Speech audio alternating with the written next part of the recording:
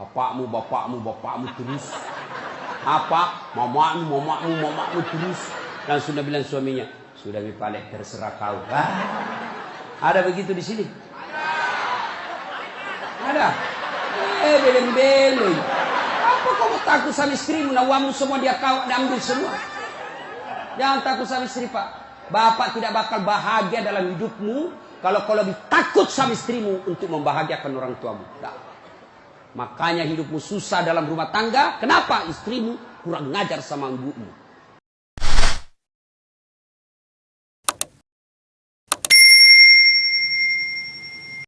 Kenapa agama diajarkan al-jannatu takhta aqdamil ummahat?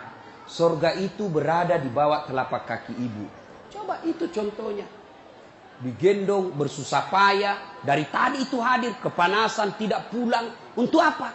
Karena mau dengar dakwah. Dan mau dengar dakwah sayang juga sama anak.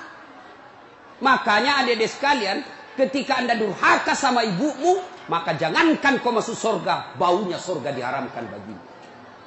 Dengar ini cewek-cewek, sopan sama cowoknya, kurang ngajar sama mamaknya. Kalau mamaknya yang kasih tahu, apa sih mama tahu, itu kan dulu. Sekalinya cowoknya dia, iya deh bang, terserah abang aja deh, saya ikut, mana yang baik. Dongo. Tahu dongo? Beleng-beleng. Tahu beleng-beleng? Itulah makanya. Adik-adik sekalian, kalian mau sukses, muliakan orang tuamu. Tidak perlulah kau kursus kiri kanan. Muliakan orang tuamu, Allah yang angkat derajatmu. Itu janji Allah. Biar kau sekolah tinggi-tinggi, tapi kau tidak hargai bapakmu, kau hina orang tuamu, bisa jadi kau dapat kerja, tapi kerjaan yang kau dapat makin jauhkan kau dari agama. Bisa jadi perusahaanmu lancar, tapi perusahaanmu justru menyeret kau masuk gampang neraka. Ada orang tidak cerdas, tidak terlalu berkualitas dirinya, tapi dia muliakan orang tuanya, Allah angkat derajatnya. Maka adik-adik, muliakan orang tua, enak hidupmu. Itu tadi model anak sekolah. Kalau kita model yang sudah punya istri, bagaimana modelnya Ustadz durhakanya? Takut sama istrinya. Ya, dapat rezeki. Suaminya bilang, bu, sudah lama kasihan ini nomor antrinya bapak. Mau haji tidak dapat-dapat. Ini ada kasihan duit. Bagaimana kalau kita kasih umroh dulu ibu? Bapak kita kasih umroh dulu di kampung. Apa langsung dia bilang istrinya? Apa? Bapakmu, bapakmu, bapakmu terus. Apa? Mamamu, mamamu, mamamu terus. Langsung dia bilang suaminya, sudah Mipalek, terserah kau. Ada begitu di sini? Ada. Beleng-beleng.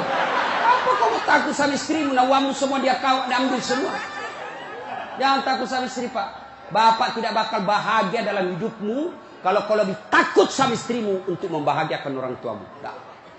Makanya hidupmu susah dalam rumah tangga. Kenapa? Istrimu kurang ngajar sama ibumu. Maka bilang sama istrimu, jangan coba-coba sakiti perasaan ibu saya. Kalau kau lukai perasaan ibu saya bawa kau ke pengadilan agama, saya ceraikan kau baik-baik.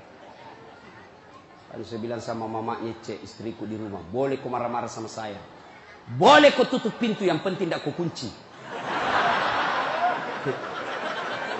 Boleh kau lempar kepalaku, yang penting tidak kena. Satu yang tidak boleh, jangan kau pernah hina orang tuaku. Begitu kau hina orang tuaku, wabillahi taufiq wal hidayah, keluar. Begitu deh. Ada di sini takut sama istri? Jangan, Pak. Itu yang membuat ibu juga kalau mau bahagia rumah tanggamu, muliakan mertuamu. Datang mertuamu dari kampung, dari Sulawesi Selatan, hormati. Jangan baru duduk mertua dia bilang, kapan ki pulang, mak? Bawa ini, kasihan itu orang tua kalau dari kampung, naik dari Parepare, turun di pelabuhan barang, bawa ayam 3 ekor, lepas di terminal 1, nah kejar lagi tuh, bawa pisang, bawa beras, bawa semua dia bawa, kasihan. Padahal anaknya sudah ada kerjanya di papan, dia bawakan itu. Begitu cintanya orang tua kepada anak. Jadi wajar kalau ibu bapak kurang ajar, tidak akan mendapat berkah dalam hidup. Muliakan orang tua ya. Kalau ada yang tanya-tanya, kenapa hidupku susah selama ini? Tidak usah tanya jalan lain. Durhaka sama orang tua. Orang tuaku sudah meninggal, Ustaz. Cara berbuat baiknya. Satu, doakan. Allahumma gfirli wali walidayya warhamhuma kama rabbayani. Saya heran lihat-lihat kita. Kalau tangannya ulama kita cium bagus. Bagus.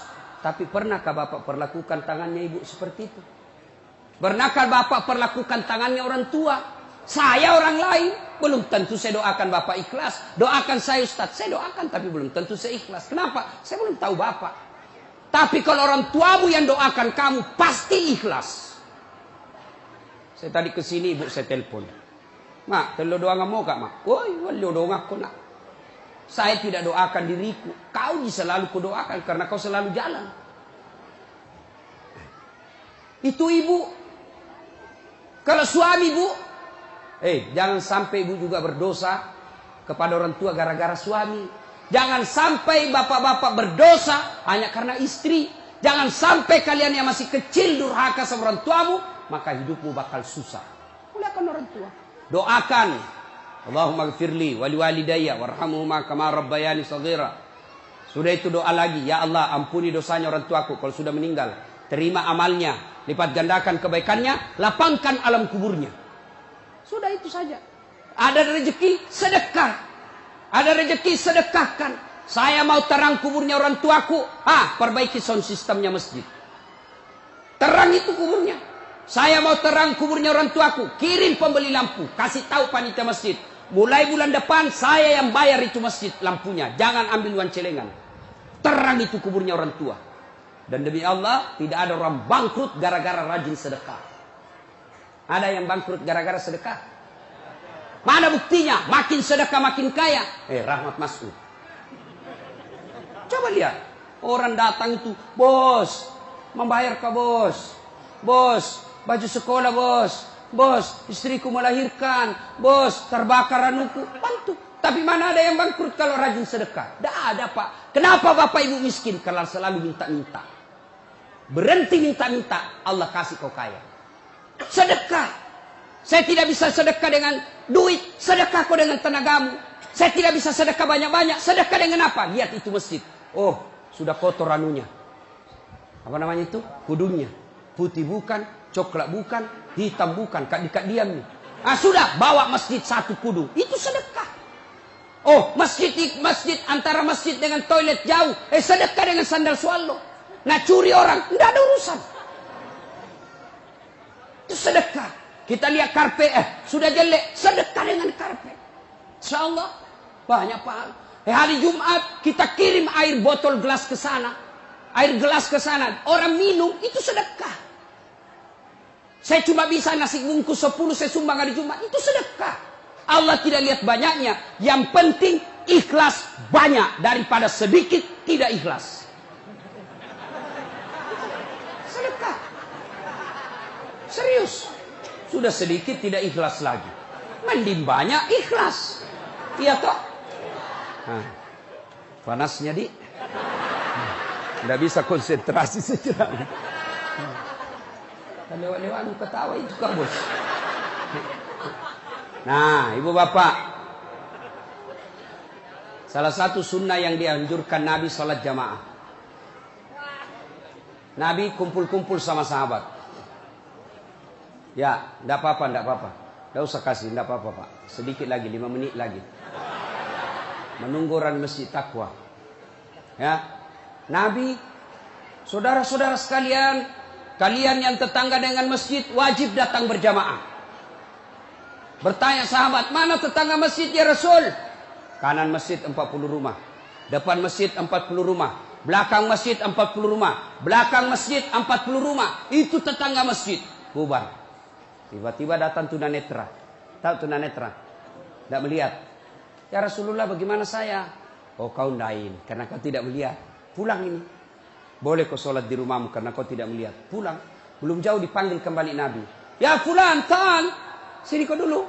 Kenapa? Kau dengar azan di masjid. Saya dengar ya Rasul. Kalau begitu kau wajib datang berjamaah di masjid. Zaman Nabi, tunanetra wajib berjamaah karena dia dengar azan di masjid. Kalau ini hadis diterapkan Pak, penuh ini masjid. Jamaah, kenapa? Kalau azan di menara, sampai di ujung-ujung rumah dia dengar. Dan alhamdulillah masjid selalu ramai jamaahnya Pak. Terutama kalau subuh. Penuh. Sampai di luar. Tidak ada di dalam. Yang di dalam orang tua sudah pensiun. Kentara itu kalau subuh orang tua Pak. Bau minyak gosok baru kita masuk pintu. Minyak angin, minyak gosok, cap tawon. Tidak ada bulgari. Orang tua semua di dalam masjid. Kenapa orang malas ke masjid? Satu, karena dia tidak lihat pahalanya. Coba kalau Pak Rahmat Mas'ud umumkan. Siapa yang datang sholat berjamaah subuh, dapat beras 50 kilo, pembeli pulsa 200.000. Jam 5 sholat subuh, jam 10 malam sudah pesan masjid. Sampai di luar. Kenapa? Karena dia lihat pahalanya. Yang kedua, kenapa orang malas ke masjid? Karena dia tidak tahu pahalanya. Dengar bapak-bapak ini. Terutama kita yang sudah muka-muka sakaratil maut ini. Yang sudah tua ya. Rajin-rajin ke masjid Pak. Berdoa mudah-mudahan bapak lagi sujud ajal menjemput. Apa keutamaan berjamaah di masjid? Satu. Kalau hujan, basah baju, atau kena debu melengket di badan, ke masjid. Bajunya yang basah itu melindungi dia nanti di pada masa. Tahu mantel Pak. Hujan, kalau hujan pakai payung. Apa tujuan itu payung? Supaya bapak tidak kena air. Supaya ibu tidak kena air kalau pakai baju mantel. Begitulah fungsinya baju yang basah. Ketika bapak ke masjid dan gerimis, basah baju itu. Baju itu bapak yang melindungi bapak agar tidak disentuh api neraka. Sudah. Coba jangan juga salah paham. Teman-teman sudah dengar begini, hujan keras dia buka kudunya, dia buka payungnya. Pergi di jalan. Belen-belen namanya itu. Ya. Apalagi keutamaan berjamaah di masjid? Kata Nabi, kalau kau wudhu dulu, lalu kau datang ke masjid, langkah-langkah kakimu adalah jihad fisabilillah. Melangkah kaki kanan, 1 pahala dicatat. Melangkah kaki kiri, gugur dosa kecil. Jadi kalau 300 rumah masjid, dari rumah tak dari masjid, 300 meter, kali 2, 600 meter. Berapa langkah kaki itu bapak dapat? Apalagi kalau bapak jalan begini. Berapa langkah kaki itu? Iya toh. Apalagi kalau bapak keliling-keliling dulu ke kampung baru. Sampai di sini, selesai orang sholat dong. Apalagi keutamaan berjamaah di masjid. Seluruh materi yang kita lewati. Pagar, tembok, dinding, aspal, tumbuhan. Semua jadi saksi. Dia akan berkata, ya Allah, jangan kau masukkan dia neraka. Masukkan dia surga. Saya saksinya. Tanggal 26 November dia datang berjamaah masjid. Saya yang lihat. Itulah sebabnya kalau kita sholat jamaah. Kalau kita datang ke masjid. Setiap kita sholat sunnah di masjid. 2 rakaat pindah lagi. 2 rakaat pindah lagi. Supaya apa? Tambah banyak saksinya di akhirat kelak. Itulah sebabnya Nabi menganjurkan. Kalau kau ke masjid. Lain jalan waktu pergi. Lain pula jalan waktu pulang. Ini amalkan Pak. Amalkan itu sunnah. Bapak datang masjid dari pintu sana. Pulang dari pintu sana. Itu makin banyak saksi di akhirat. Yang keempat. Lipat 27 kali. Artinya. Sekali bapak sholat di masjid. 27 kali sholat di rumah baru sama pahalanya. Apalagi. Kalau di masjid ada disebut doa bersama. Mungkin di rumah bapak susah sholat. Mungkin di rumah banyak godaan. Mungkin di rumah ibu bingung. Ini saya sudah tahiyat atau belum? Ini sudah 2 atau 3? Ini apa? Kalau di masjid aman. Tidak ada kecemasan seperti itu. Nah, itu datang ke masjid. Yang berikutnya. Yang membuat orang malas ke masjid. Tadi. Yang ketiga. Manajemen masjid tidak bagus. Mana manajemen masjid yang tidak bagus? Selalu disimpan saldo kas. Jangan simpan saldo Pak. Dengar ini panitia masjid. Bapak kalau simpan saldo kas di masjid, bapak yang tanggung dosanya, tidak jalan amalnya orang. Saldo kas 80 juta. Jangan simpan. Cari orang yang susah, yang rajin berjamaah. Ada utangnya di bank, bayarkan supaya dia lepas dari kredit. Boleh itu. Baru dia suruh cicil ke masjid. Kalau dia di bank berbunga, makin susah hidupnya. Boleh. Saldo kas 80 juta. Kita mau kencing tidak ada air. Kerannya rusak-rusak. Simpan, jangan. Berhenti jadi panitia kalau bapak tidak bisa urus masjid. Yang sudah tua mundurlah. Kasih anak muda. Ini masjid bukan perusahaan punya. Begitukah di sini? Hah? Jangan marah Pak. Siapa suruh kau panggil Pak? Semau kok. Demi Allah Pak, Bapak tanggung kalau amalnya orang tidak jalan. Bapak coba kalau itu uang cuma 100.000, tapi diberikan keran, maka selama keran itu berputar, selama itu orang yang punya uang dapat pahala. Tapi kalau dia cuma di bank disimpan, tidak jalan amalnya. Belikan dispenser, belikan kopi, tidak apa-apa, boleh. Jangan ditulis di masjid, dilarang tidur. Siapa yang larang tidur di masjid? Tidak ada darinya. Ayo, Bapak pernah ke Tanah Suci di Madinah? Pernah ke Mekah? Ada tidak ditulis dilarang tidur? Tidak Pak. Barangkali ada orang tidak bisa tidur di rumahnya. Dia datang ke masjid supaya bisa tidur. Itu memang boleh. Yang tidak boleh, ngiler. Maka kalau kau mau tidur di masjid, bawa kau bantal. Kalau tidak bisa kau gelisah kau di rumahmu. Bertengkar kau sama istrimu. Istrimu ngomel terus. Maka dia bilang, jangan kau pulang. Merdeka. Bodoh itu istri sekarang kalau Nabi bilang sama suami, jangan kau pulang. Oh, gembirai. Langsung Nabi bilang pacarnya, sini kau sayang, di rumahku kau tidur, kulayani kau dengan baik. Sudah. Jangan ditulis, jangan bawa anak-anak berisik. Bersyukur kalau masih ada anak-anak berisik di masjid. Kalau tidak ada anak-anak berisik di masjid, maka tidak ada lagi nanti yang mau datang di masjid. Kalian juga orang tua, kalau anakmu mau ke masjid, belikan songkok dan baju baru. Anaknya mau pergi, Pak, mau pergi masjid, belikan songkok. Apa dia bilang? Itu nak, songkok na nenek nu kau pakai. Anaknya nomor 7, songkok na nenek na nomor 10. Tak kai, Pak buas si songkok nama buas si. Berteriak ni temannya, Pak Doja, Pak Doja, Pak Doja. Tidak mau ya nak pergi masjid. Hei. Ini masjid ini, sound systemnya tidak bagus. Kasih bagus. Ini saya kasih tahu Ki, tanya itu ahli tentang AC. Itu kalau ada AC besar begini, 2, dingin mini masjid. Tambah lagi itu. Tapi apa yang kasih panas? Karena Bapak pakai kipas. Itu kipas dengan AC, ibarat air dengan minyak. Tidak bisa dia menyatu. Kenapa? Itu AC ruangan harus tertutup. Kalau kipas tidak boleh tertutup. Kalau tertutup itu kipas, maka makin panas orang di dalam. Kenapa? Karena itu kipas perlu sirkulasi udara, perlu angin keluar masuk. Kalau tidak keluar masuk angin, maka angin yang ada itu saja nak putar terus, akhirnya jadi panas. Apalagi kalau ada yang bau keteknya di dalam. Pede masesano, pede mak badaram mangi, mak bau lasuna mansedinya.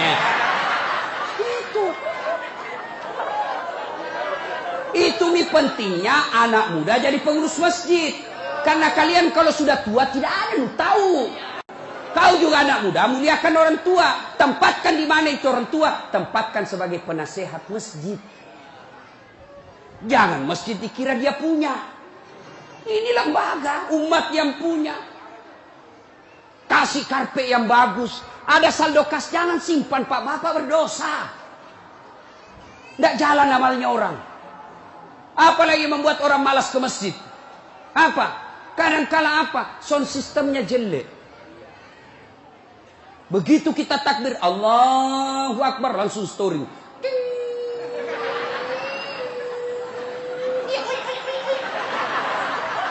Mau ki perbaiki, sudah makin takbir, terpaksa si tangan ki.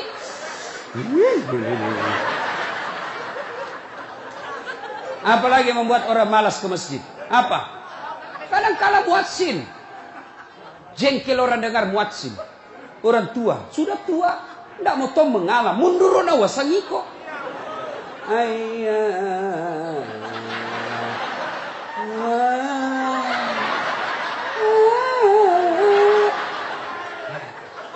Namun dari iya siro tomato, iya siro. Ayo coba. Iya. Apalah yang membuat orang malas ke masjid? Kadang-kala penceramah. Kita di rumah sudah bertengkar istri. Di kantor mumet pikiran. Kita datanglah ke masjid dengar ceramah. Mudah-mudahan kita dapat pencerahan. Ini bukan pencerahan, kita kasih takut kita terus. Dibakar pantatmu. Ditusuk. Nabi bilang tak boleh.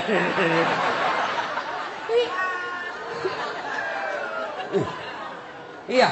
Apalagi yang kasih malas orang ke masjid. Kadang-kala apa? Imam. Ada juga imam suka sekali baca panjang. Tidak tahu juga apa nak baca. Nagaret memi. Dolin. Al-Fatihah paling nak baca.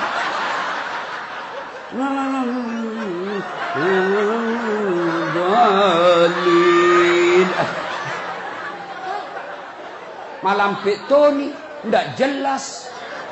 Makanya kata Nabi, kalau kau jadi imam, dengar ini Pak Imam. 1, baca kau yang ringkas. Kenapa? Karena jamaah kita di belakang macam-macam. Ada yang sudah tua tidak bisa lama berdiri. Ada anak muda yang baru datang, tidak senang yang lama-lama. Pulang di masjid, enak sembahyang di masjid. Ampun Ma Ustaz. Kenapa? Dia bilang itu masjid aliran sesat. Kenapa aliran sesat? Dia bilang sembahyang subuh 3 rakaat. Bukan 3 rakaat, sujud tilawah nama itu dong. Makanya tuh imam sebelum kau takbir jelaskan dulu jamaahmu. Adik-adik ini kita sujud tilawah. Sunnah malam Jumat membaca surah As-Sajadah. Pada rakaat kesekian kita harus sujud. Ini bukan 3 rakaat tapi karena Allah perintah ayat itu dibaca sujud. Jelaskan. Yang sulit, aliran apa ini? Kenapa 3 rakaat? Kau yang dongo.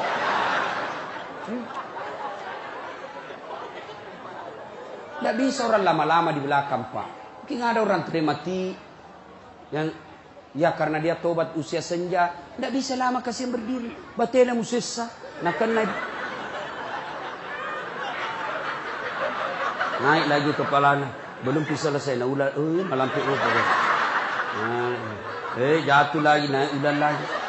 Ada barangkali di dalam jamaah Satpol PP yang pakai sepatu baru. Lama aku baca, lupa simpan baik-baik sepatunya. Pasti dia, hilang nih sepatu. Bapak Iman sesat. Maka pasti dia tidak khusyuk. Ada barangkali juga ibu-ibu yang sekali kentut sudah makan pete.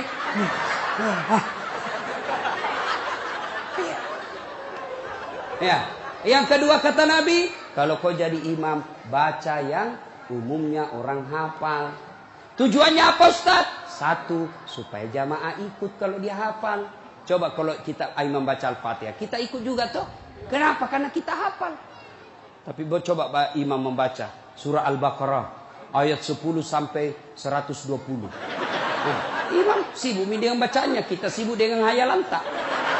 Mau ikut, tidak dihafal. Mau ruku, belum ruku, terpaksa dibaca semua pengumuman masjid.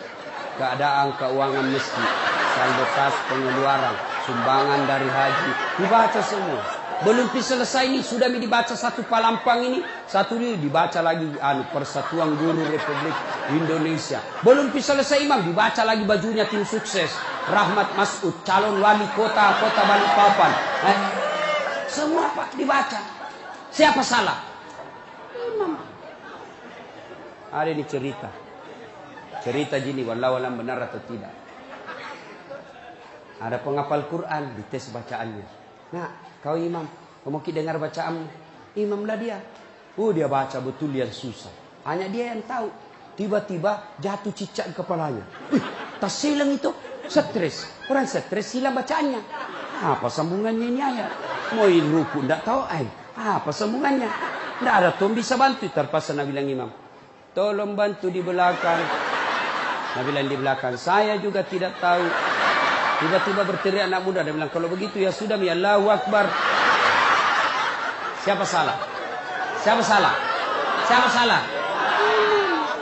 Ini waktuku kuliah ini, kisah nyata. Waktu saya KKN. Belum Pak jadi ustaz waktu itu. Ada temanku, baru kenal ceritanya ini. Pikir sholat di posko. Dia pakai gamis. Baju baju ustaz. Aku bilang, alumni pesantren ini. Saya imam. Dialah imam. Al-Fatihah lancar. Begitu dia baca Al-Kafirun, aku bilang, macam apa? Macam apa ini? Wala antum abiduna ma'abud, wala ana abidum ma'abattum, wala antum abiduna ma'abud, wala ana abidum wala antum abid, wala ana. Jengkel temanku yang anak fakultas sastra. Langsung teriak, Nabi bilang, "Woi, kenapa itu tak putar-putar tidak mau sampai?" Nabi bilang, "Ini imam, ilmi juga kupikir." Kacau salah. Siapa salah? Siapa salah? Imam.